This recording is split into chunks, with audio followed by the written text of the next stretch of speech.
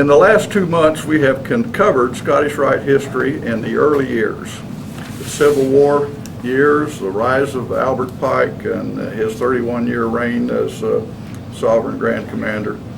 To continue that historical chronology, I have entitled tonight's talk, The First Pikeless Years. Last month's talk ended with the death of Albert Pike in 1891. My primary resource for the last 2 or 3 meetings has been this book by entitled The Lodge of the Double Eagle by William Fox.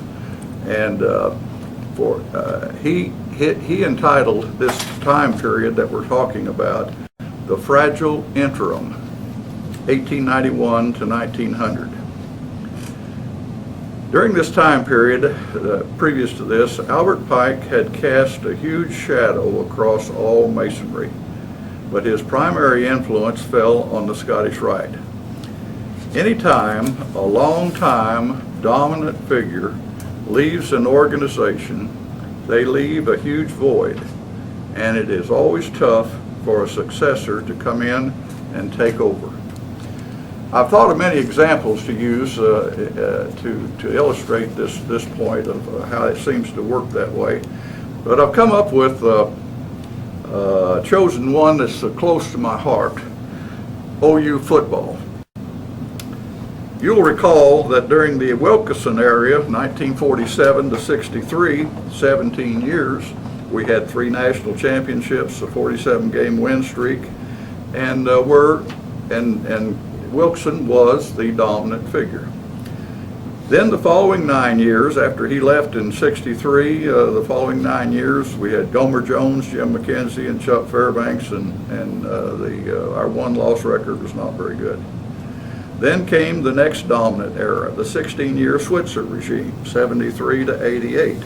Again, 3 national championships, complete dominance of the Big 8. So we had another dominant figure.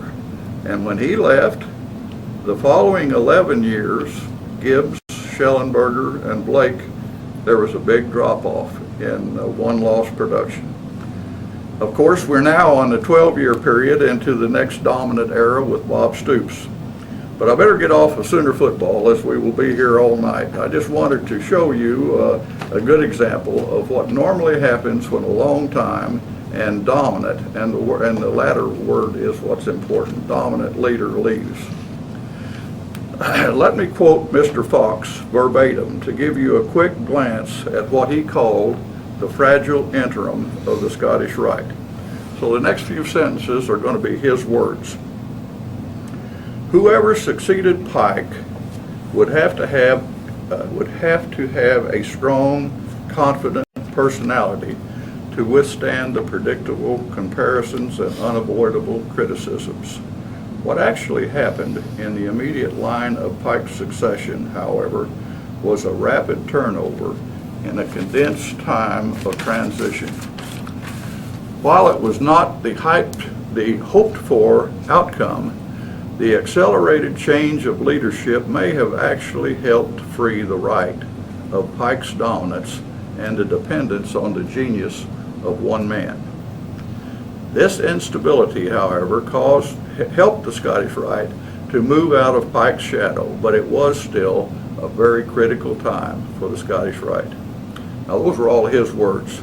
So let me now interject my own comments. Through the first 70 years of the Scottish Rite, 1801 to 1871, the nationwide membership of the Scottish Rite was in the range of 500 to 1,000 people.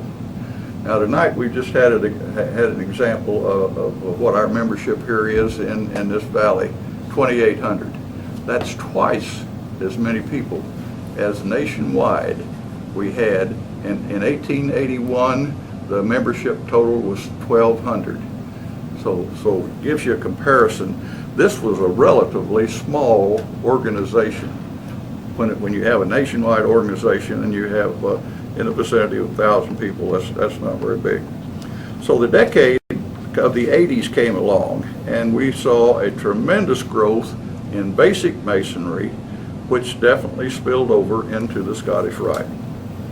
When Pike died, there were 4,000 members. This was in 1891. This increase in numbers, of course, helped the income situation, which had always been a problem up until this time. Thus, we had instability in leadership, but were blessed with adequate finances. And this is not a normal situation. Normally, leadership problems affects the bottom line of any kind of organization, be it commercial or fraternal. If you're following the storyline now, Mr. Fox and I have already given you the ending. If this was a murder mystery, we would have already told you who done it. Now we'll go back and tell you how he did it. And so let's go back now and see what happened during those first Pikeless years. James C. Batchelor had been elected Lieutenant Grand Commander in 1878. This was 13 years prior to the death of Pike. He, of course, was a member of the Supreme Council, but he had very little impact on the direction or leadership, as you had the dominant Pike handling stuff in that area. On Pike's death, Batchelor assumed the position of acting Grand Commander until he was confirmed by the next meeting of the Supreme Council. Mr. Batchelor was 73 years old when he took the leadership position and not in good health. He was crippled by rheumatism and he had a partial loss of hearing. He was somewhat of a contemporary of Pike in that they both received their 33rd degrees in 1857 and both served in the Confederacy as commissioned officers.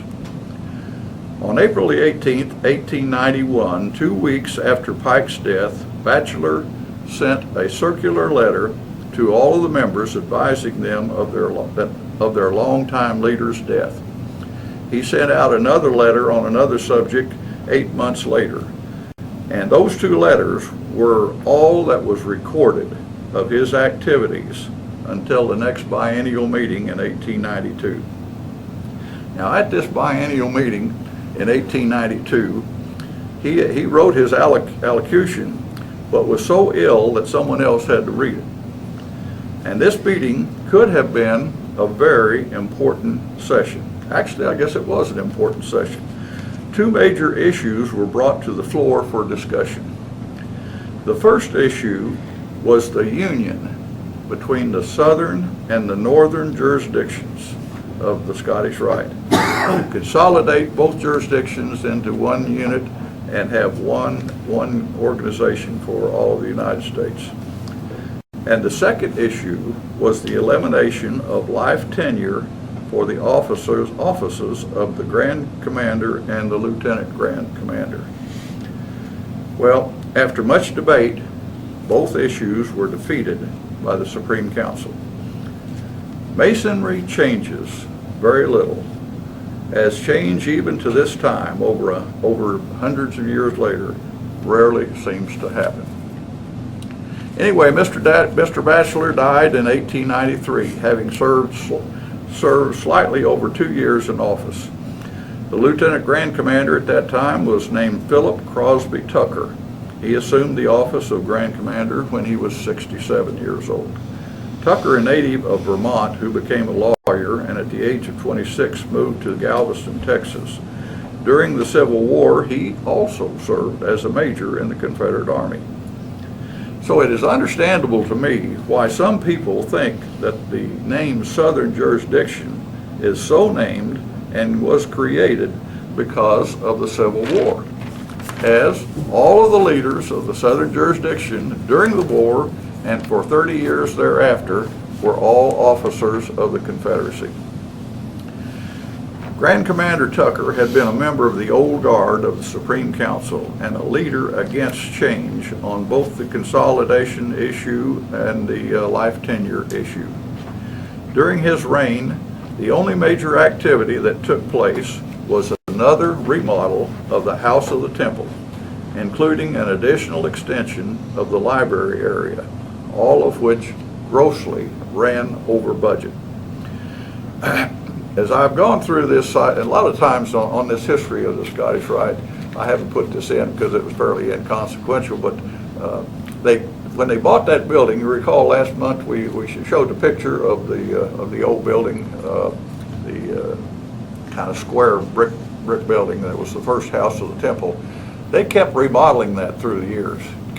And particularly every time, it seemed like every meeting, they would, because they kept getting so many volumes in the library, they kept adding to the library. And so anyway, there was a lot of money put in that building.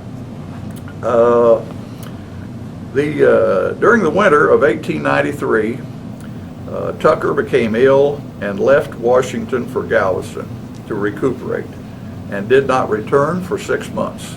He arrived back in D.C. in June of 1894 and died the next month on July the 9th.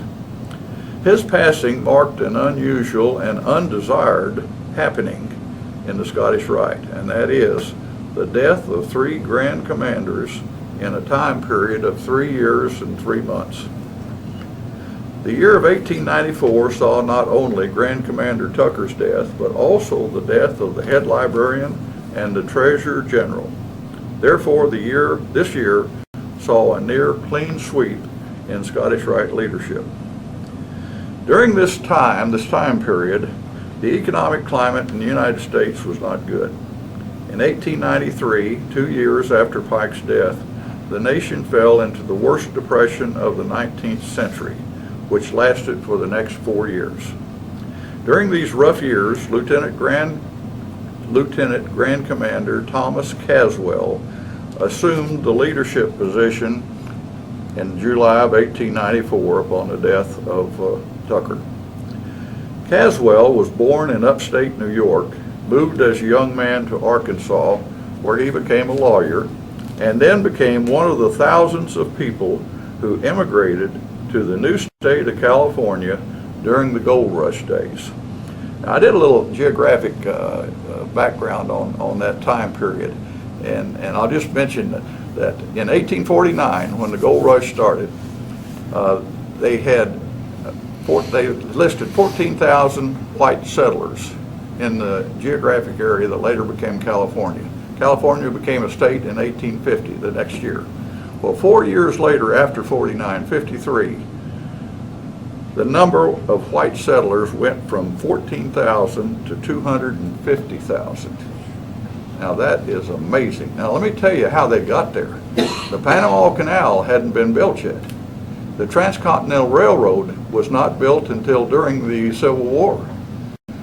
So how did they get there? Wagon train, or going all the way around South America, but they got there. So anyway, that's amazing to me. A little bit of U.S. history I'll throw in on the side, no extra charge. So Mr. Caswell was not a newcomer, as he had been appointed to the Supreme Council 24 years previous in 1870.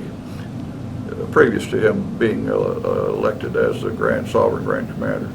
He became the first real or true successor to Albert Pike as he served for the next 6 years. Primarily because of his connection in California, California became a very important part of the Scottish Rite, and from this base spread to most of the other western states. Notwithstanding, we were actually, to a degree, in competition with the northern jurisdiction, who were not living by the rules of their agreement, and were trying to actually recruit some members in this area. It didn't work. Fortunately, because we were fortunate enough to have a member from California as our Grand Commander. Anyway,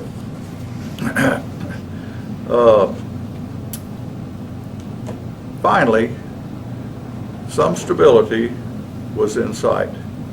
During these years, notwithstanding the bad economy, the Scottish Rite membership continued to increase. This growth was, and still is, regarded as a sociological phenomenon, which Mr. Fox tried to explain. Matter of fact, 2 pages worth. he was using psychological terms that were too elevated for me to grasp.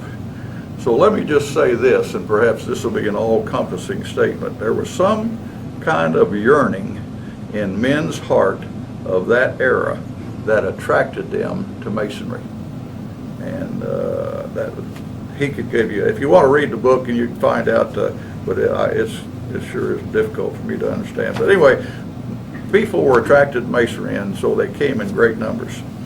I think that the part of the answer to these numbers was in the change to the theater style of degree presentation. You will recall from a previous talk the time we went to Muskogee.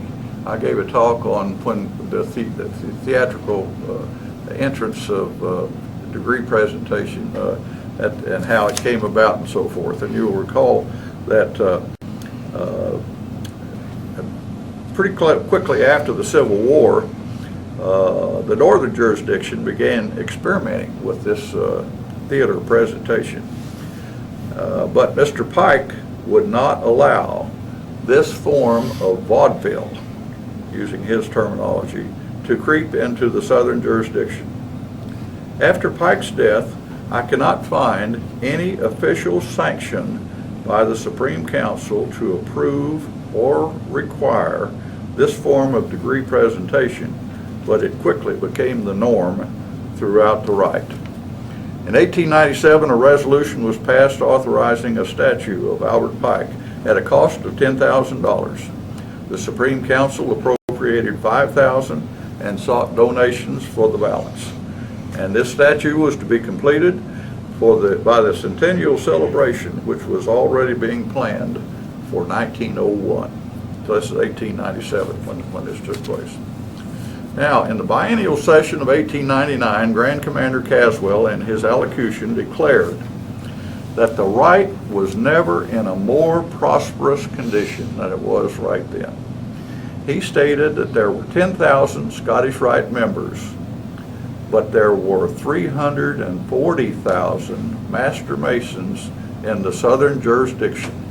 Consequently, there was still a fertile and fruitful field of labor available.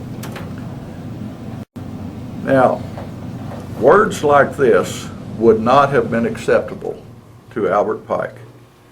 His measure of success was not in numbers, but was in the enlistment of a small, hardcore, well-educated and Masonic fundamentals group of men that would be able to transcend religious boundaries and change mankind. This was Albert Pike's perspective of the Rite. With the death of Grand Commander Caswell in November of 1900, which finished his 6 years in office, the transition of Pike's Scottish Rite into the more modern version had taken place.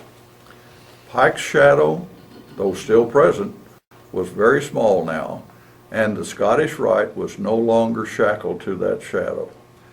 It will be left to smarter men than me to say whether this was a good or a bad situation. Regardless, the Scottish Rite was about to enter its second 100 years of operation in this new 20th century.